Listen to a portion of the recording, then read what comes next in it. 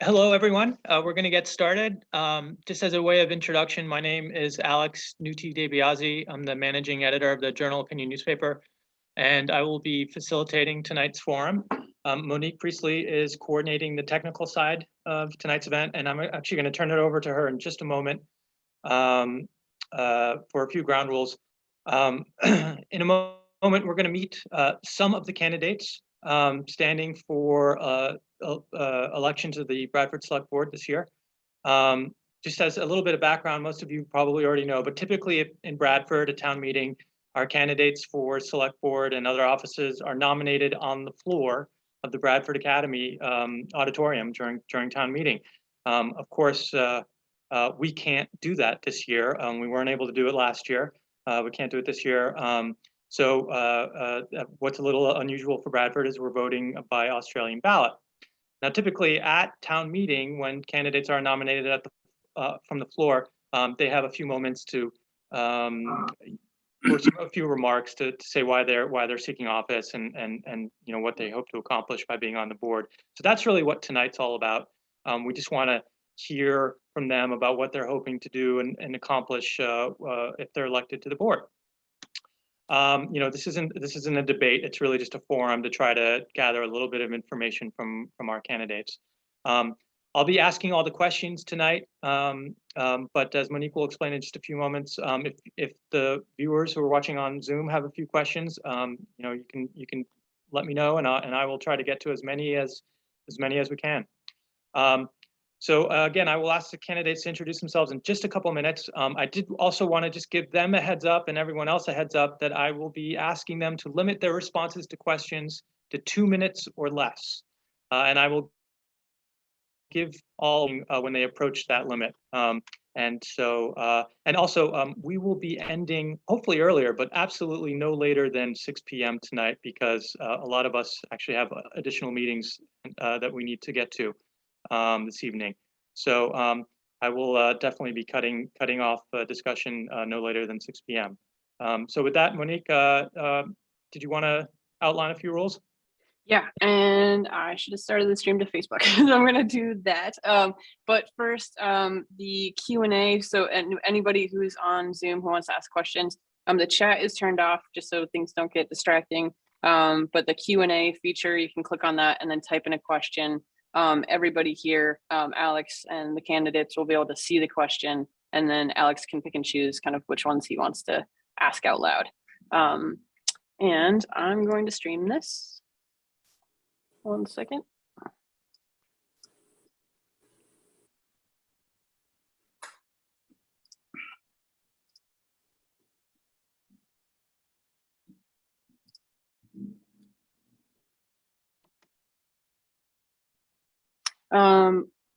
Alex, Jen is asking a question, will the questions be on the record?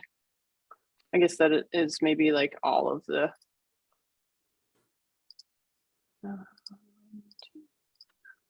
Well, with that regard, I believe there will be a recording available after tonight's meeting, correct? Yes. So, yep. And you'll post the link for that, and so people can view the forum later, and you know those who can't make it tonight can watch the recording later. Yep. And we are not going to go live. We're going to just post the recording because I haven't shared it, and Facebook changed all the how they do that. So I will just get out of the way and let Alex proceed. Okay. All right, great. Well, so as we mentioned, we're going to be meeting some of our candidates tonight. This year, there's 2 seats up for election, and for one race, we have Dan Perry III and Mike Wright. They will be vying for that seat. And in another race, we have 4 candidates who will be seeking office. Unfortunately, only one of them at this time could join us tonight. And so we will meet him in just a little bit. But let's start with Dan and Mike. And so, as I mentioned earlier, I just wanted to hear a little bit from each candidate about a little bit about who you are and why you're seeking the post. So, Dan, could you just why don't we start with you? Could you introduce who you are and give us a little bit more information? Sure. You're going to start with the cool guy first, huh? That's right. So most everybody knows me. I've been doing town municipal government for quite a while. I first got involved back when I joined the fire department back in 81. And then did the water department around the 91, 92 area. And then became a water system operator for 11 years. And then after that, went on my own, started my own business and what have you. But it's been an interesting deal. The municipal government's a little bit different than the private sector. You can't just do what you want when you want, and it takes quite a bit of time to do things. But you get used to that after a while. I did back when I started the water department in 93. I'm like, why can't you do this project and have it over with in a few months? And it doesn't happen that way. It takes years sometimes to get one going. But anyways, that's just part of the game. So anyways, like I said, I've been doing it quite a while and interested in doing another 2-year term. After that, I'm not sure. We're all getting a little bit older and it's time to let a little younger generation in.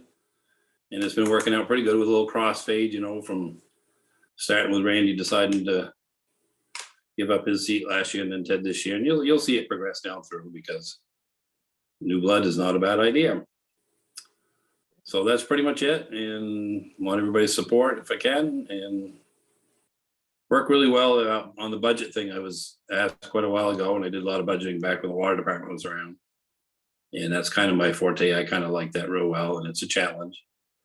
And just like the COVID thing, it's a big challenge to see if we're going to have enough tax revenue before. So you got to be careful on your budgeting so you don't put everybody in the poorhouse. So hopefully we've done a good job, all the board members and myself, and I'd like to continue on. Great. Thank you, Dan, very much. Mike, we'll turn it over to you. Could you let our viewers know a little bit more about yourself? Thanks, Alex. My name is Michael Wright. I grew up here in Bradford, Vermont, attended all the schools here locally. Currently live here now with my fiance and 3 children. I have 5 children total. 2 of them are grown up and out of the house. I work as a construction site superintendent for a general contractor. My daily duties include oversight the entire job site, site safety, manage a budget, which sometimes it's up to in excess of $40 million. So I'm pretty familiar with managing large budgets. I work with the Bradford Parks and Recreation Commission as a very avid member. I'm also the chair of the Parks and Recreation Task Force that was created through some town forums last year. Quite recently, they've invited me to join at a state level through a statewide Parks and Recreation Task Force focusing on parks and recreational activities. I also coach Bradford youth sports for the kindergartners level, which can be quite a challenge at times, getting their attention. In the past, I've done many different activities like that, coaching, refereeing. I was on Fairleigh Fire Department as a volunteer firefighter for quite a while, attended the Vermont Fire Academy for Firefighter 1 and Firefighter 2 training. Like I said, I'm passionate about my community. As many know, I do speak up a lot of times at select board meetings, sometimes maybe quicker than I should. I strive to complete tasks that I start, projects. This year, we've done the pavilion. We're working on a dog park, horseshoes. The select board to date has been very supportive. Dan has actually been really helpful in a lot of those. I do not have, the many years of experience as Dan does with select board, but I do have the experience with management. And I feel that with my experience and my mentality, I can bring that to the table. My goal is to try to make the select board more of an action 5 seconds. group. That's all right. Well, actually, action-based group. Thanks, Alex. No, and I think we'll probably come back to a little bit about what you were just about to get into, Mike. So what's great, actually, we just heard a lot of community service from both of you. So it's great to hear that that you've actually demonstrated, both of you, you have a lot of years, whether it was on the select board, Dan, or whether through other groups, whether Bradford Youth Sports or whatever. So this is really exciting because it looks like we've got, we're lucky to have 2 candidates who are passionate about their community. So actually, I did want to kind of, I wanted to interrupt you just because you were coming up on your 2 minutes, but you kind of really did transition to my next question that I was going to ask. Mike, we'll start with you. If you had one single goal, issue, objective that you would really like to advance or develop or work on while you're on the Bradford Select Board, what would that issue be? Thanks. Yeah, I think the biggest thing is to try to make the select board more of an action-based group. I know it can be tough, as Dan said, sometimes projects take a while to achieve. It's attacking those smaller projects, whether it's fixing the website and such, learning and try to delegate those tasks a little bit more with volunteers from the community. Coming up with a plan, initiate the plan and go after it. Working on the infrastructure as a whole, so to speak, and promoting Bradford better. But it's more of just taking actions when the community comes with us and make the community feel more that's not going on deaf ears, and keep progress going forward. Okay, great, Mike. Thank you so much. Dan, why don't we take it over to you? You've been on the select board for a number of years, but over the next 2 years, what would you look to accomplish? What single issue or objective or goal would you have for the next 2 years?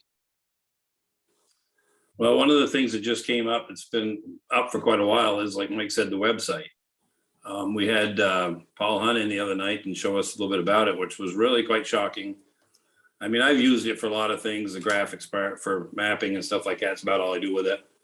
A little planning commission stuff too, but I did not realize that other businesses outside the area are being advertised and stuff. And so I know Pete's pretty interested in it. I'm pretty interested in it. And we actually going to move forward and get something going now, because I guess if I'd known that years ago, and probably should have, and didn't, it's not very appealing to not include your Bradford businesses in the area ones, even Fairleigh and North and what have you, to that. So that became a real important subject after you really see it working, which was really great. And we got 3 good developers in the area. You can say them all. It's Paul Hunt, Monique, and Scott Welch are 3 that I come up with right locally. And you'd put it out in a bit, obviously, for others too. But it really is time to do something there. And I wasn't quite aware of how bad it was, because I only used one little module of it. Infrastructure has always been my thing, whether it be water and sewer that I did on the board for 14 years there, and I actually worked for them for 11. And highway stuff, which I'm actually road commissioner with Carol on the highway department stuff. Phil's in here down at the toolbar almost every day or every other day with questions and just little brief things, and keeps you informed real well. So we're always working on the infrastructure part. And the other thing is a little more business. Right now, it's getting kind of hard. Everybody's doing thing on the internet. Luckily, I jumped on the planning commission when there was a vacancy to start working on subdivision regulations, which we got to changes to a 10-acre town, which allowed more of the tractor supply type things to come around. And I got a little theory that if somebody wants to bring the business to town and it's reasonable, then let's do it. So always looking out for the business side of things, because that actually helps out with our tech space. 5 seconds. Great. Thank you, Dan, so much.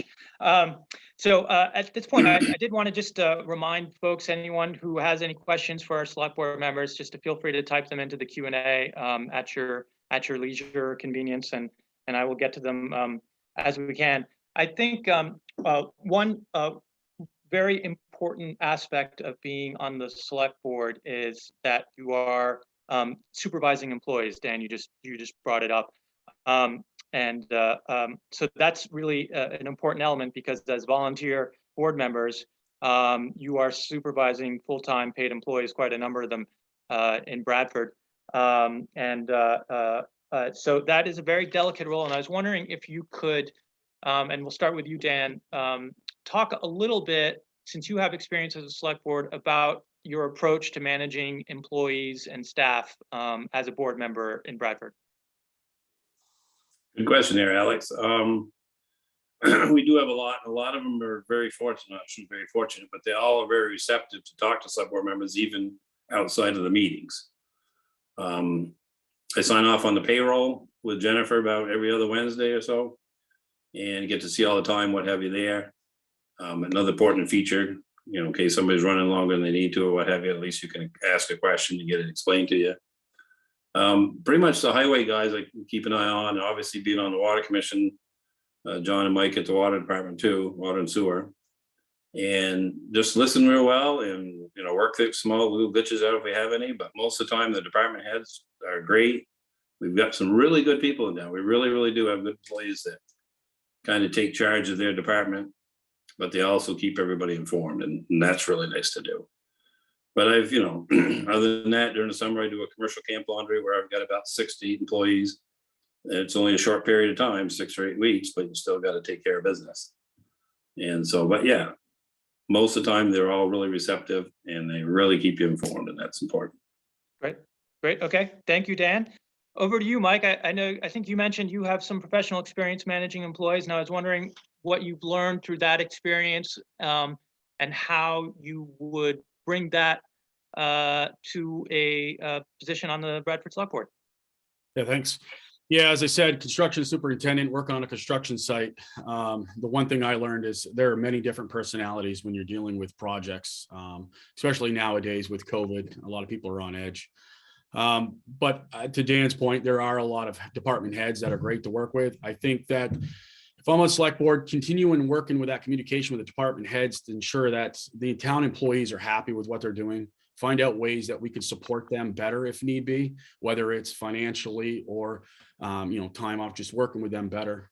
The other parts of the town that make it tick are your different commissions, whether it's Parks and Rec, Planning Commission that Dan mentioned, or the Conservation Commission, working with those, routinely meeting with them throughout the year, twice or 3 times potentially, to find out what they're working on, what they need for support from the select board, to rather than waiting for them to come to the select board and getting surprised. It would just make that process flow a little bit more. The other one to work with is the other elected officials, whether it's our town clerk or our treasurer, again, to see how happy they are, what we could do as a select board to help make them evolve and move forward and communicate, sort of being that middle person with our elected officials in the community. Sometimes the community, as Dan mentioned, doesn't necessarily open up at meetings as much as they should, and sometimes rely on social media to sort of vent. So it's getting out there hands-on with them. The other ones, like I said, is the different commissions, getting out there, working with them and finding out what their needs are. And then other select board members, finding out what can do together as a collective group to support each other. Everybody has strong points that they can attribute, whether it's management or projects or working on different tasks. Everyone has a specialty, and working with that group to find the strengths and weaknesses so you can make a collaborative group working together. But in all, that's what it is just working together as a team, town-wide employees and everyone. All right. Thank you, Mike. Great. Well, after we put out the call for some questions from some of the Zoomers, we did get several questions about one subject, which I haven't seen come up a whole lot at select board meetings, but we've certainly seen in the news recently, in various, in school boards and various other entities across the country, really. And so we had several questions asked about anti-racism and how you would approach that in Bradford. And I'm wondering, Mike, we'll start with you. I'm going to ask a sort of a 2-part question. The first one is, are there specific policies that the select board should be developing that address anti-racism? And sort of more broadly, beyond the sort of the policy-making provision or element to the select board's job, is there just something town leaders should be doing to address anti-racism initiatives in the community? So like I said, Mike, we'll start with you. So there's sort of two parts to that question. One is sort of, should the board be adopting policies that touch on anti-racism? And what else can the board and the town community leaders be doing to address that? Yeah, I think communication is key. I think the select board could, take that on an agenda, meet with the schools and other businesses and town groups to see exactly what they may be seeing for racism. Racism, unfortunately, is global. I think working with these different groups on finding out where the problems persist and working with them on ways to come up with ways to fight this discrimination. As far as creating policies, I guess that determines on where these problems persist, whether it's a town-wide and town employees. Definitely there should be policies in effect for town employees that don't discriminate against race, color, religion, and so forth. As far as the school and the school system, I know there's a school board that manages that, but I think the town could work with the school systems on finding ways to work with them hand in hand on how we can work on preventing this from happening. It's right up there on the agenda with bullying. Okay, that goes hand in hand as well. There's bullying. It's not just at schools. It comes in the workplace. You have people that are scared to come to work because they're bullied. So it's as a whole communicating with all the different groups, the nonprofits, and finding resources in town that if people don't feel safe, how to make them safer as a whole. Okay, great. Thank you so much, Mike. Dan, over to you. Same question. Do you think the select board should be adopting policies or procedures that address anti-racism? And more broadly, is there a role for community leaders in combating racism in Bradford? Well, Mike pretty much covered it all. It really does every little bit of it. I guess I would concern more and focus in more on the town employees and elected officials in Bradford. I think your schools are doing a lot on their own on that part. It's great to communicate back and forth with them. I'm not saying that, but we, the town, really, as a select board, can't really control on how the school's using their policy. And they should be doing, they got their own board to do their own thing. But it wouldn't hurt to mix the two together and make sure we're communicating both ways. But I don't know, it's important everywhere. There's a lot of discrimination around. There's a lot of racism going on. It's been out there for a long time. I think it's starting to come to the forefront now, which is a little bit different than before. But yeah, as far as policies, we don't want to go policy crazy, but yes, it would be a good one to have so that we don't have the problem with, employees on the inside between each other, like 2 or 3 of the highway guys or the girls in the office or whatever. And I can't remember, I'm going to admit a little bit of thing here. There probably is something in our handbook that actually does talk about racism. I know it does talk about possibly some bullying and stuff like that. But when you say handbook, you mean a personnel handbook? The town personnel handbook, yes. Great. So yeah, it's definitely something to look into. I think it's coming to the forefront more, which is not a bad thing. It's a good thing. But great. We should look at it. Yes. Okay. All right. Thank you both. We're gonna stick with the viewer questions. There's another question that is really it's also come up over the past year. I think Mike mentioned the Moving Bradford Forward initiative and the task forces that came out of that. And one of the task forces was related to town capacity. And so I'm just going to read the question as submitted. Some people want to hire a town manager or some such type. Is that a good idea? And if so, how much would that cost the town? So a good question. Of course, the issue about town manager, it's not just come up in the past year. It's been raised in previous years in Bradford about whether we should be moving to a town manager form of government. Several towns, Thetford in Vermont has a town manager. Of course, Haverhill across the river in New Hampshire has one. So Dan, why don't we start with you? Do you think it's a good idea that Bradford should hire? Do you think it's a good idea for Bradford to hire a town manager? And do you have an idea of what the cost implications that would be for the town? I'll answer it real quick, and the first thing is no. And now I'll tell you why. And then I'll tell you how much. We can go into the money first. It's really, really expensive. Town managers don't work for little nothing. They're at least 90,000 plus. Now, in the past, we've had a town administrator, and then we have Danielle's administrative assistant. And what that did is put more on the select board and less on the town, because you didn't have a town administrator, so you don't have less on that. A town administrator really worked pretty well. There was nothing wrong with it. We probably could go to that form of government, but I am against going to town manager. And I'll tell you one reason why, and I may sound power hungry, but it gives them way too much power. That one person is in charge of all your hiring and firing, all your policies for employees and stuff. Say nothing about all the workings in the town. And there's one in the area that isn't doing, my opinion, real well for the community. Means well, does well, but is not. So I don't have any problem with the town administrator part, because that's a different level. But the town manager is a whole nother form of government. And I don't think we're large enough community for a town manager. Town administrator, yes, because we've had a couple in the past. But a town administrator, town manager, no. And there's quite a cost to it. It's more than just 90,000 in salary. It's all the benefits and stuff like that. You're talking a position that probably would run in the area of 130, 140,000. And I think all our department heads are pretty much doing what they can do and would handle that well along with the select board, and you'll be perfectly fine the way we are. Just my opinion only. Great, thank you, Dan. Mike, over to you. What do you think about the town manager position, and do you think Bradford should hire one? And have you done any research into the potential costs of hiring one? Yeah, similar to Dan, I've done a little research, and it depends on how much time and effort and who you'd get in. But yes, you would be up anywhere between 90 and probably 110, 120,000 a year. I feel that a town manager potentially could be a good idea. As you know, the select board is pretty much a volunteer position.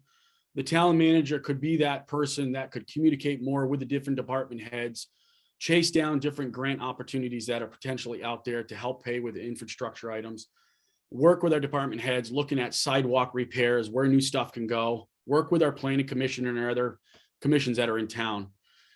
The power struggle may tend, potentially, there is that potential. But I think if you get the right candidates in there that's willing to work with the select board on kind of working together and not just getting power hungry.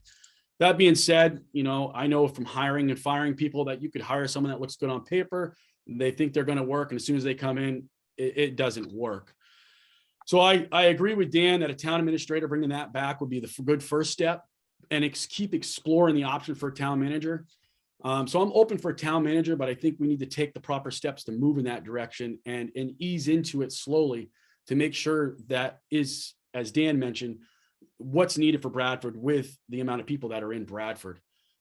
Because I would hate to all of a sudden rush into getting a town manager and taking the power from the select board, from Parks and Rec, our planning commission, and our conservation, our town employees, the ones that have worked so hard over decades of time building up the town and what it is. So I definitely agree. Town administrator would be the first step, and then slowly work up to see from there how that's going. And if that's helping with the communication and networking, then great. Before we jump to town manager. Okay, thank you so much. All right, we're approaching 5:30, so I'm gonna actually ask Monique to bring Josh on, and maybe I could just ask a few questions of Josh, and I'll explain the other race a little bit. And but Mike and Dan, if you could just hang around, and maybe we could maybe open it up for a few more broader questions in just a little bit. Yep, Alex, I'm demoting them to attendees, right? Yeah, Okay. that sounds good. Not really demotion, right? I know, temporary. All right, there's Josh.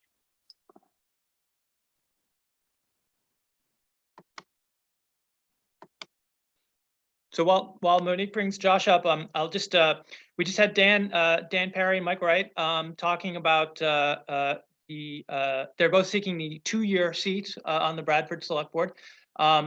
As we mentioned at the top, there's another seat up for election. Ted Uncles, longtime Select Board chair, is not seeking re-election, and so we've had 4 candidates sign up, register their consent form, sign up for the position. And so tonight we have Josh Allen with us, and we'll meet Josh in just a second. But I did want to just mention the names of the 3 other candidates who were unavailable to join us for tonight's forum. And those candidates are Brandon Boudreau, Jennifer Whitney, and Zach Lang. I do know, Jennifer, I know has a letter to the editor in tomorrow's Journal Opinion, sort of talking a little bit about her candidacy. I know we've talked with Zach in the past for one of these forums, and but anyway, I just wanted to mention their names. But we do have Josh with us, and so Josh has the advantage of hearing, of listening to some of the questions that have already been asked this evening. But I did, so I'm probably going to cover some of the same ground with Josh as we did with Mike and Dan. And so Josh, just a reminder, I'll probably just flag your responses as we approach 2 minutes. But hopefully you got everything all ready to say, because you've already been listening to things. But why don't we just start with a basic introduction? Josh, could you tell us a little bit about yourself and your background and what brought you to this point? Yeah. Thank you, Alex, for having me tonight. Obviously, people that couldn't be here, it's unfortunate. I would like to have heard some of the responses.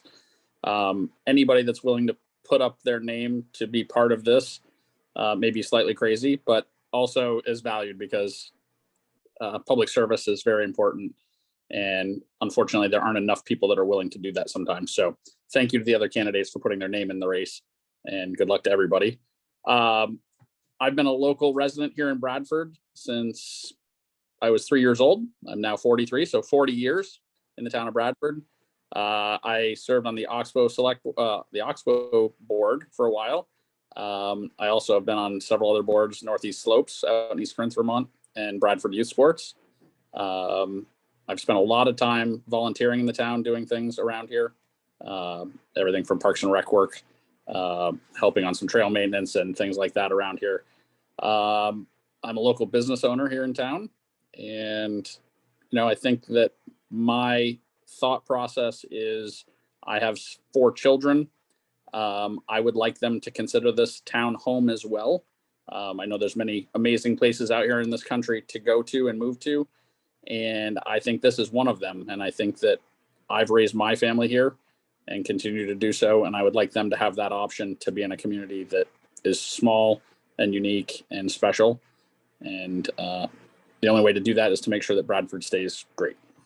Great. Well, thank you so much. And that's I'm hearing a lot of overlap too with things that that Mike and Dan said.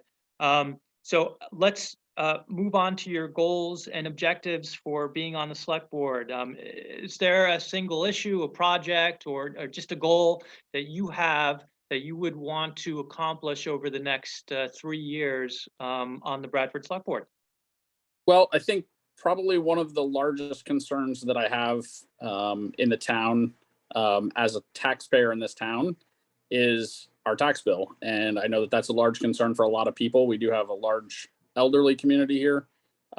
We have a lot of people that work out of the area that live here, and the ability to find housing that is affordable. And part of that being affordable is the tax bill that goes along with your property. So I think getting really involved in the budget is probably one of my biggest pushes.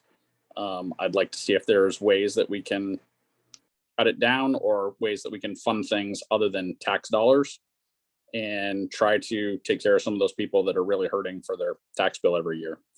And I know that some people probably don't have that issue and it's not a concern for them, but the voices that I've heard in town, that's a huge concern. And I think that if I can become a select board member, I can at least look into it and give some answers. Lots of times there are things after serving on the Oxbow board, I realized that there are lots of things that just cannot be changed outside of the powers to be of the board itself.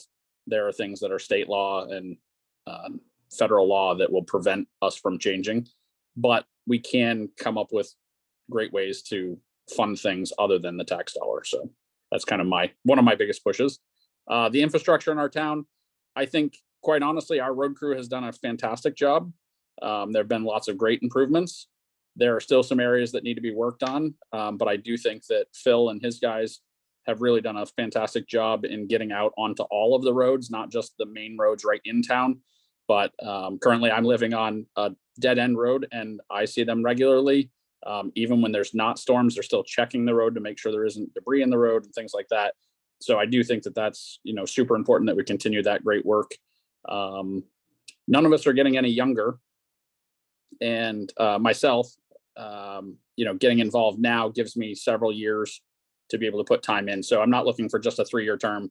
It's something that if it works out well and the voters continue to elect me, I would like to do for several years to try to push forward. Great. Okay, thank you, Josh. And I should mention, Josh just mentioned Phil. I know his name was mentioned earlier this evening. And just for folks who may not know, Phil is of course Phil Page. He's the Bradford Highway chief, and so he leads the Bradford Highway Department. Josh, you mentioned, of course, that you are a business owner in town, and so you have some experience managing employees And as you heard me mention to Dan and Mike, that's one of the major and significant responsibilities for the Bradford Select Board is to manage town staff. And I was wondering if you could describe what experience you have in that function, and what you've learned from that experience that would help you be a selectman and in terms and managing the town employees. Yeah, absolutely. Currently, I have 6 employees that work under me as owner. I have great employees. I have very little problems with them, but I think the biggest thing is communication with the employees, a very clear understanding of expectations. I also, one of the things that was brought up about the town manager versus an administrator or the select board, probably the biggest thing that I run into in any position that I've sat in is job description and coming up with a very thorough job description and expectation for those employees. So revisiting that at some point is probably one of the priorities that I would look at as well, from a management standpoint. A little of my history before I actually purchased Alarmco almost 7 years ago now. I was a telephone person. I worked for the Bell Atlantic and then Fairpoint. And then when I decided I had had enough of corporate America, went out on my own and bought my father's company. So doing that, I was also really big in the union. I was an executive director on the union locally and dealt with arbitration. So a lot of employee issues and management issues there. So I have a really good understanding of both sides of the fence there. And I think that I bring a lot of level-headedness to that, I guess I would say. I can take things that I don't necessarily want to hear and understand them and then approach them with a clear understanding of where I want them to go. So that's one of the things that I feel like I probably have a strong point on. Okay, well, good. And then I do want to just mention this, ask you a couple more questions, the ones that some of the Zoomers had brought up earlier, and that we had a chance to ask Mike and Dan. And since we'll start with the town manager one, since you just mentioned it. What's your opinion on town manager? Should the town move forward with the town manager form of government, or at least bring it to the voters? And what do you think about the cost implications for that style of government? Well, like I said before, the budget is a big issue for me. So adding an employee and possibly doubling up on what other people are already doing is never a good idea. If you can get the employees that we currently have to either not necessarily take on more work, but change their job descriptions a little to make it more efficient for the town, I think that's a way better option than hiring a manager to come in. Basically, having different tiers of management is not always a good thing. I came from the telephone company where there were 5 tiers of management before you got to the people doing the work. The boots on the ground, they call it, I guess. So being one of the boots on the ground guys for a long time before I became a manager, basically my boss was really great, had control over the employees, knew what was going on. The bosses above him lots of times had no real understanding of what was happening day to day. And I felt like probably were making way more money than they were worth to have. So I would probably approach it that way and say, I do not like the idea of having a town manager. I think the employees that we have now do a great job. I think that with some small changes, we could get to a more productive and probably less tax burden situation. Okay, great. Thank you so much. And just one more question before we bring back Mike and Dan, and so we could have all 3 of you up here at the same time. But you heard the question regarding anti-racism. We had several questions actually about that subject, and I'm wondering whether you think that the select board should be developing an anti-racism policy of some kind. I know the town of Corinth Select Board I believe has one. And sort of more broadly, what's the role of the select board and community leaders in combating racism in the community? Yeah, I think there's definitely a direct role for the select board to put policy in place for town employees and expectations for town events or meetings and things like that as well. Obviously, racism is not acceptable and should not be tolerated at any level. And I think that it's really important that we do put policies in place for that. unfortunately, even with policies, there are going to be times where it's going to become relevant and it's going to have to be dealt with. So having very clear understanding of what happens when one of those things happen, when a situation like that does come up, that we can be very proactive and get it taken care of right away. Probably my most important thing for the select board too, be very open and honest with everybody around and have very good paths of communication for them to feel comfortable to come forward in the event of something like that. One of the things actually coming from my union days, we had very specific rules and regulations on that for employees and for the union and for the management. And, like it's very easy to develop small changes to those to perfect them for our needs here as well. So I have worked on that before, and I would definitely be interested in helping produce some of those rules and regulations now again. Cool. Okay. Thank you so much, Josh. Monique, I don't know if you've got a moment to bring Dan and Mike back Yep. up. And I think as we head into the home stretch here, we'll just sort of, if there's any, we'll just do sort of a Q&A, I think, as you put it. And we do have a few questions, a couple questions at least, that we should get to, that we should ask everyone. So I do want to just remind folks that we will hopefully have a recording of tonight's forum available after tonight. And so if you need to watch it again, or friend or family member wasn't able to watch it tonight, we'll be able to provide you a link. Monique will probably float something up on Facebook at the Connecting Bradford page. But if you have trouble finding it and you're not on Facebook, you can just give me a shout tomorrow here at the office, and we will get you that link. So Alex, I'll also put it on the connectingbradford.com site, just so it's for non-Facebookers. excellent. Thank you. Way to go. All right, great. Thank you for joining us again, Dan and Mike. And here's a question, and we'll actually, I think we'll stick with Josh first. But I know this is a question. It comes up. It came up last year during this forum here in Bradford, and it comes up in every small town in Vermont in governments, because it's almost impossible to deal with, or not. I shouldn't say that, but it frequently it's almost impossible to avoid. How about that? And I'll ask the simple, brief question that one attendee posted was, how does the select board deal with potential conflicts of interest? And I guess I'll phrase that slightly differently. How should the select board deal with potential conflicts of interest? Josh, what do you think? And have you had to deal with potential conflicts of interest in your business or public service in the past? Yes, actually, a few of the boards that I've served on have very specific written forms that have to be signed by the members for that exact reason, if there is something that comes up that is believed to be a conflict of interest.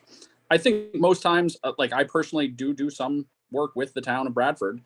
I wouldn't excuse myself from doing the work for the town, because I think that I do a service for the town that is needed. And I think that I probably do it at a better rate than some others. However, on any votes or anything like that, I would not expect any support, outside of that. I wouldn't ask for anything, and I would abstain from voting on any of those such items. Great, thank you, Josh. Dan, why don't we go over to you? Since you're on the select board, could you tell us a little bit about what the existing conflict of interest policy is, and whether you think that's sufficient or insufficient for the conflicts of interest that board members may see? Yes, Alex, we do have a conflict interest policy, and most everybody I know adheres to it.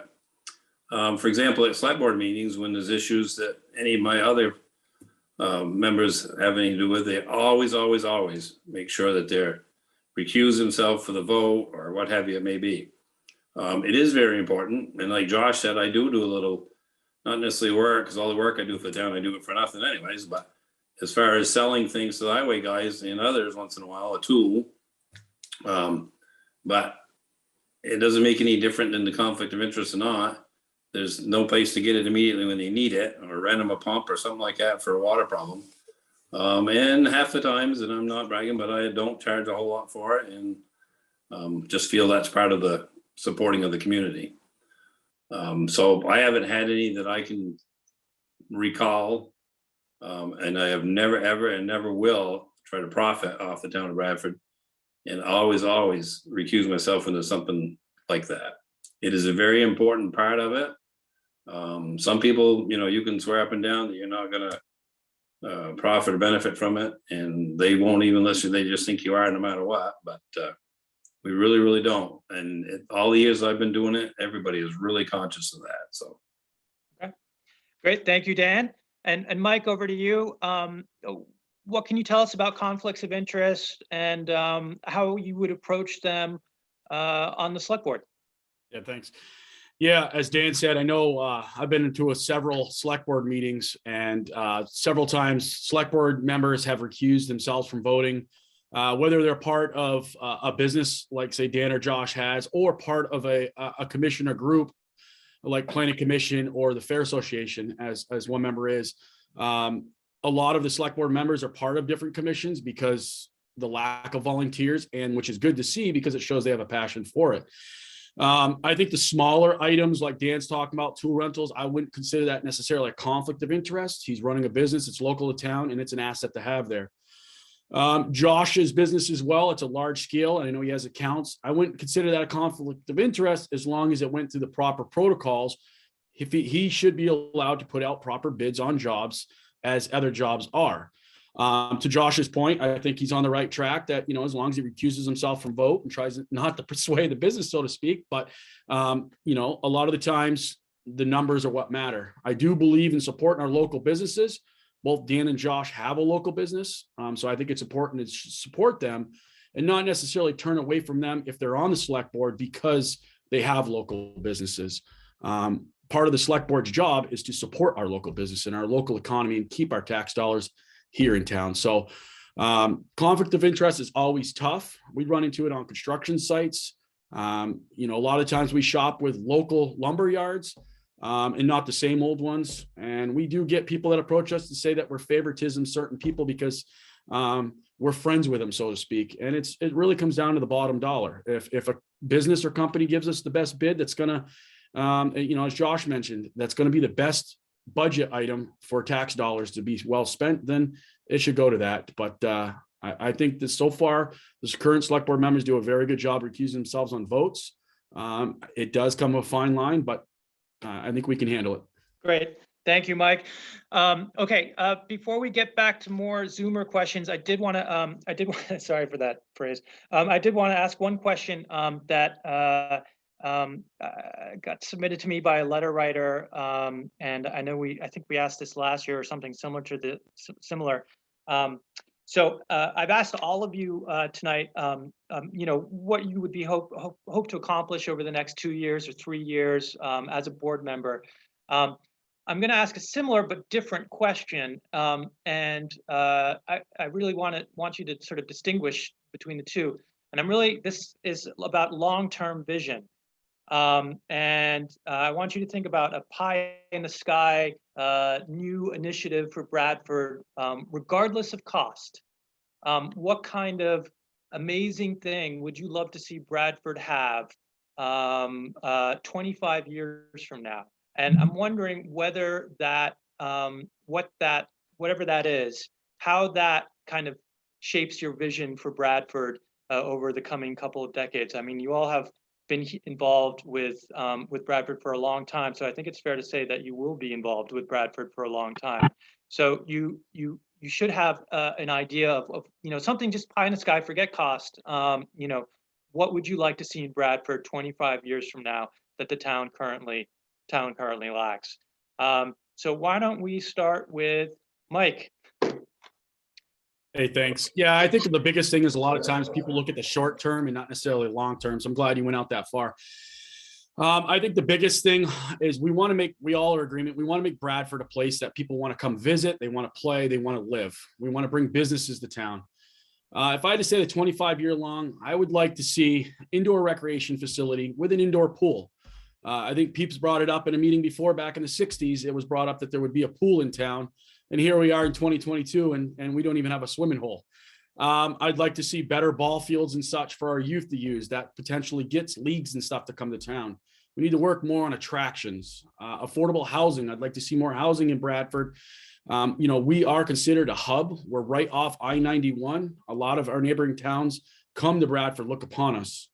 I'd like to work on our infrastructure part, sidewalks. There's a lot of places I think we can add them, connecting South Main Street to the park and ride down Creamery Street.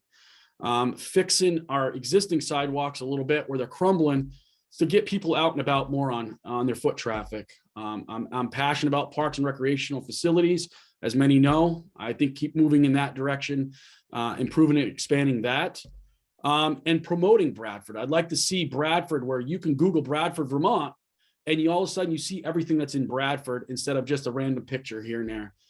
We should be able to Google Bradford. People see how happy we are, what we have to offer, and want to come here.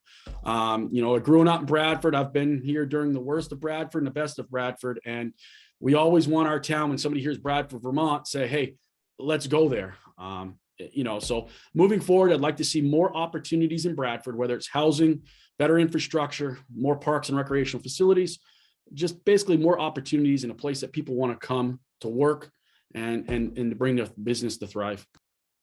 Great. Thank you, Mike. Dan, over to you. Throw caution to the wind. What would you like to see in Bradford 25 years from now? Regardless of cost or the effort that it takes to bring here. Well, by that time, I'll be so old, I'll need a wheelchair.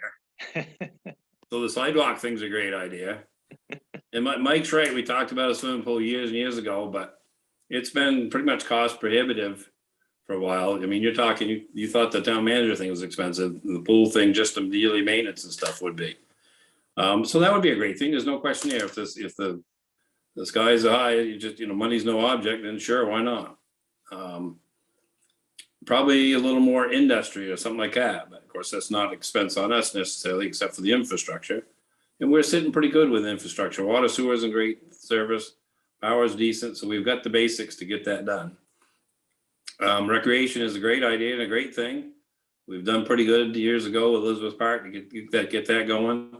But I would say probably over the years, we may not have advanced enough in parks and recreation. And it's great to see that we got some crews now that are really interested. The skating rink was a cool thing, and it never kind of fizzled out. And now it's even better because we've got the facility for it. And it's really nice to see. Once in a while I do the Facebook thing, and you can see Jean up there, for example, clearing the water off, and she really puts her heart and soul into that. And it is a great feature. Mike and the crew have already worked on other things up there, such as the horseshoe thing and dog parks and all that. So I get a pretty good start on that part. I don't think we're big enough for a racetrack, whether it be a horse track racing or car racing, even though I'd love something larger, like NHIS, because I'm a big asphalt guy and racer and everything. But, we're talking millions and trillions there. So, and it would be somebody promoting that on a private sector. But swimming pool's cool. No doubt about that. Great. Thank you, Dan. And Josh, over to you. Pie in the sky. What would you like to see in Bradford 25 years from now? I'm going to take things a little bit old school on you, Alex. I would love to see a covered bridge back by the mill building in Bradford by the waterfall. Huh. That's one of those things that I think would attract people to this town. The town of Queechee has one right in their downtown that you enter in, and there are people there year round taking pictures and videos. And that is built on a very new bridge structure underneath after Hurricane Irene that was wiped out and was rebuilt. And they put a covered bridge over top of it. And I thought that is the greatest idea for downtown Bradford. Cost, obviously, and getting the state's approval to do that on a main road would probably be a little bit of work, but I think that would be a very neat opportunity for us. Other things like the attractions for the town of Bradford, obviously, sports complex. I'm personally working on some of that right now with the BCDC. And I hope to see that move forward in great scale. And I really hope that, we can get all private funding for it and we can take care of it and have great opportunities for our towns. I've traveled around. I have children that play in sports that are travel teams. I've traveled to some facilities that are absolutely amazing.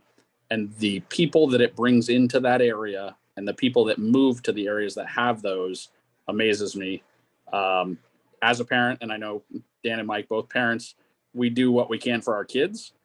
We want them to have better than we had. And I think that's probably my biggest push, is to make sure that my kids may want to raise their kids here someday, so I don't have to travel far away to see my grandkids. Great. Great. Awesome. Thank you, Josh. And that's going to bring us to our final question for the evening. This one has just been posted in the Q&A, and it actually relates. Josh just brought up Irene. The question relates to climate change.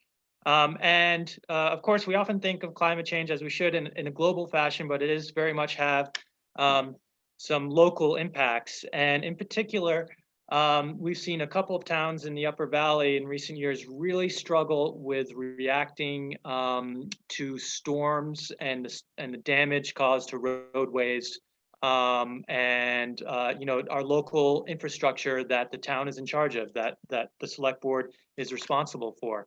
And so relatedly, what do you think about building and developing climate resiliency in Bradford? What have we done? What could we be doing better? What would you like to see being done to help us develop that resiliency, so we're not struggling with millions of dollars of road repairs and maintenance when the next storm comes, because it's really only a matter of time before we get something, like what happened in Orford and Thetford on July 1st, 2017, and what happened to a lot of Vermont and even parts of New Hampshire in 2011 with Irene. So why don't we start, Dan? Why don't we start with you? Maybe you could give us a little bit of an idea of what the board has been doing to develop resiliency to climate change, and what Bradford should be doing moving forward. I pretty much focusing on the highway things, because that's what rainwater pretty much does. Back in, when they had the flood of '98, we were in the process of, we had the fire station built, we didn't have it completed at the time. And I was away, but I get called in and came back, and it was pretty amazing to see the devastation and destruction. And even we had a couple of water mains that were uncovered, and we had some sewer line problems and stuff like that. And then the storm damage of Irene and stuff, we had a little bit of that. We've had some big rains. I've been in, I think it was in July, one time I was in Queechee and came back for that. But anyways, every time that Phil and I and others talk about fixing the road, he's always thinking about fixing the road to prevent something happening in the next storm, whether it's increasing the size of the culverts. We did a thing up on this end of Wright's Mountain and actually changed the way the flow came to help it out, which the state has good people to help you with that as well, and Two Rivers. So anyways, we're always looking at ways of fixing it, but not just put it back that might prevent a storm from happening again. So Phil's been really good about it. We've been really supportive about it. The good thing is, when a major disaster like that happens, is you end up a lot of state and federal funding too that helps out. Whether it comes from Montpelier or whether it comes from the feds, it's been really helpful there too. But you can't rely on all that. You just got to build back and try to be more resilient about combating the next storm. Okay, great. Thank you, Dan. Mike, we'll go to you next. What role should the select board play in developing resiliency to the increasing levels of climate change and the impacts that we're seeing in our communities? And what should we be doing? What could we be doing better? Yeah, I mean, climate change is definitely real. I'm an avid fisherman. I mean, every other day I'm down at the Lake Morey drilling a hole to see if the ice is melting, because ice fishing season used to go for a couple months, and now we're down to 3 to 4 weeks. I remember years the golf course used to get flooded from melted snow, where you could take a canoe out there. In the past couple of years, we really haven't had a lot of that, because we get warmer temperatures early in the year, similar to what's going to happen this week. So I think climate change is real. Dan mentioned the flood of '98. I was one of the volunteers that were filling up sandbags during that. And I was glad to see how that came about with the volunteer group. I think one of the select board's roles could be trying to compose a sort of on-call volunteer group to help when we have these disasters, that we can kind of reach out to say, hey, we need help. We do have town employees, but when we have these major events, it is tasking on them. Another type of climate change is when we get heavy snowstorms, for instance. We hire contractors to plow our sidewalks and such. It is time consuming and stressful for them. So having somebody on call that could say, hey, we need help, it's a heavy snowstorm, helping out, digging out fire hydrants for the fire department and other resources like that. So it's not just shorter windstorms. When we do get storms, they are harder and more fierce. So it's having hands-on to really address those. And I think the select board working with private sectors working on that. As Dan mentioned, Phil is a great guy, a road agent. Identifying the problematic areas is something that we need to look at.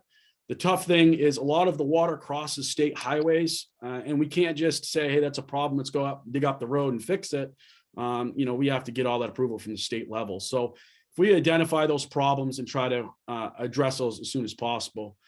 Josh mentioned the covered bridge down by the mill. I would love to see that. I quite frankly just like to see the bridge get repaired. So it's working on those type of items as well. And as a select board, pushing those items to get repaired. Weather changes that, more salt you have to put in during storms beats it up, but concrete and such. So climate change is real. We all need to take it seriously. And I think the select board working with our employees could really address it. Thank you, Mike. Josh, over to you. What should the town be doing to adapt for climate change? What could we be doing better to improve our resiliency moving forward? There's no such thing as, no, I'm just kidding. Oh, I'm an avid winter sports guy too. And honestly, it is very frustrating when we have these warm spells in the middle of the winter and, the whole thing. I also worked for, I think, 60 some odd days straight after Hurricane Irene, fixing telephone lines in all the communities surrounding the area. In 1998, my house was the one on the front of almost every national newspaper everywhere. I have family in Indiana that said, hey, your picture is on the front page of our newspaper in Louisville, Kentucky. Flooding and that kind of stuff obviously is very real. It happens in a lot of communities around us. I do know that, like Dan said and Mike said, Phil obviously is taking a proactive look at a lot of this stuff. One of the things that we learned from the storm in 98 is that cleaning out those ditches and taking care of down trees and being proactive in eliminating that stuff saves a lot of that damage. If the water has a place to get through and pass through freely, it's a lot more effective. In the case of my house on Goshen Road, the culvert plugged and then all of a sudden the culvert floated away and all of the water came crashing down through as well. So, I do think that that's very important for us to do, is be proactive in all of those situations and consider that when we're looking at doing large scale projects for the town. So I think that's the solution, is being proactive for sure. Great. Listen, everyone, thank you so much for joining us. Especially thank you to Dan, Mike, and Josh for being here tonight. We're deeply appreciated that you're, as someone mentioned, committed to public service and wanting to participate in the select board and through all the other activities that all three of you do. So very much appreciate that. Like I mentioned at the top of the evening, we need, some of us have other meetings to get to, so we need to cut it short. Everyone out on Zoom, thank you very much for your questions. And Monique, did you have anything you just wanted to mention to close out the evening? I don't think so. Thanks everybody for participating, and thanks Alex for hosting. And yeah, so I'll put this on YouTube, so it'll go to the Connecting Bradford Facebook page and then connectingbradford.com too for watching later. Great. Thank you so much, and good luck to everyone. Thank you. Thank you, Alex. Good evening. Monique.